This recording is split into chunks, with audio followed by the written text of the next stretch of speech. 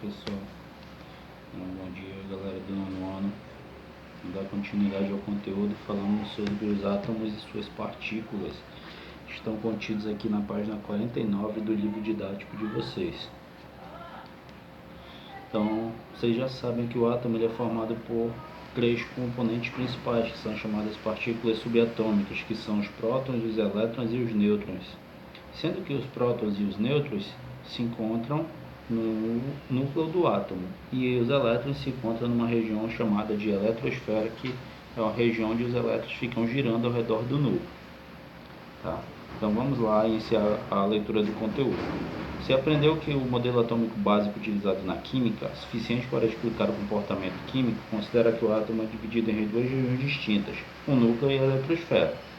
O núcleo é a região central do átomo, onde estão localizados dois tipos de partículas subatômicas, os prótons e os nêutrons. A eletrosférica é a região periférica do átomo, formada exclusivamente pelos elétrons. Essas três principais partículas constituintes do átomo têm cargas elétricas e massas, conforme descrição no quadro a seguir, que utiliza padrões de referência e valores relativos ao próton. Então, por exemplo, aqui no quadro nós vemos que o próton e o nêutron se localizam no núcleo. Os dois têm massa relativa igual a 1 e a carga relativa do próton ela é positiva, mais 1, e a do nêutron é 0, ou seja, não possui carga. E os elétrons se encontram na eletrosfera, tá? E ele é 1840 vezes menor do que o próton e o nêutron. Tá? Então, até por isso ele tem maior mobilidade, por ele ser bem menor que as outras duas partículas, e sua carga relativa é menos 1, ou seja, uma carga negativa. Continuando, a análise das informações contidas no quadro permite afirmar que em um átomo, os prótons e os elétrons são partículas que apresentam carga, portanto, podemos dizer que o átomo é um sistema eletricamente neutro, pois o número de prótons é igual ao número de elétrons.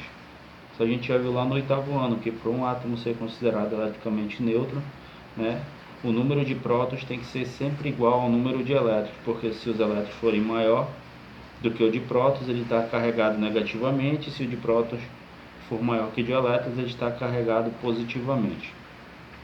Os dados do quadro também indicam que a massa do elétron é de aproximadamente 1840 vezes menor que a do próton e do nêutron, portanto é considerada desprezível.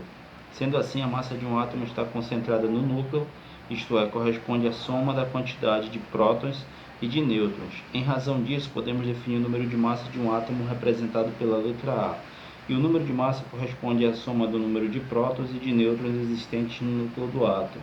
Então, pessoal, já a primeira formulazinha para vocês começarem a trabalhar, onde nós vamos ter aqui número de massa é igual a número de prótons mais o número de nêutrons, tá? Ou seja, as partículas de carga positiva e as partículas sem carga, que são as duas partículas que existem no núcleo desse átomo.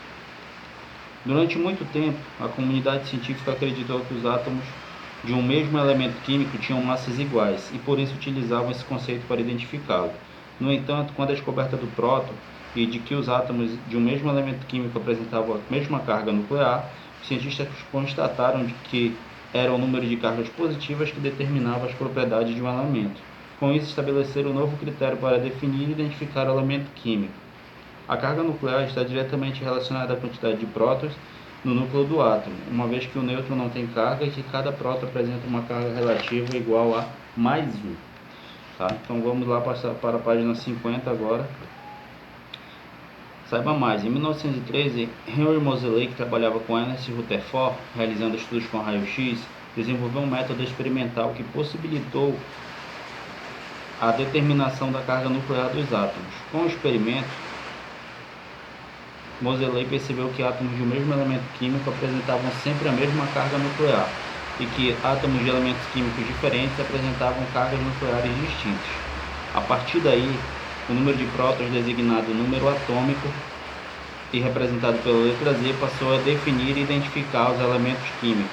O número atômico é o número de prótons existentes no núcleo do átomo. Então, o número de prótons, pessoal, também vai poder ser determinado pela letra Z, ou seja, pelo número atômico, tá? Isso aí a gente vai ver mais à frente quando a gente falar de tabela periódica. Vocês vão ver que todo elemento químico ele tem o número de massa e o número atômico, e o número atômico vai ser sempre igual ao número de prótons. Dessa forma, cada elemento é indicado por um número atômico, o qual corresponde ao número de partículas positivas existentes no núcleo. Por exemplo, o elemento químico carbono tem 6 prótons, portanto tem número atômico igual a 6, ou seja, Z igual a 6. Assim, todos os átomos com número atômico igual a 6 correspondem ao elemento carbono, tá? Então, aqui organiza suas ideias, né? Agora que você conhece a estrutura do átomo e sua identificação, complete o fluxograma a seguir com as palavras corretas. Espero que vocês completem esse fluxograma, tá, pessoal, da página 50, e aí posteriormente a gente vai dar continuidade às aulas. Até mais.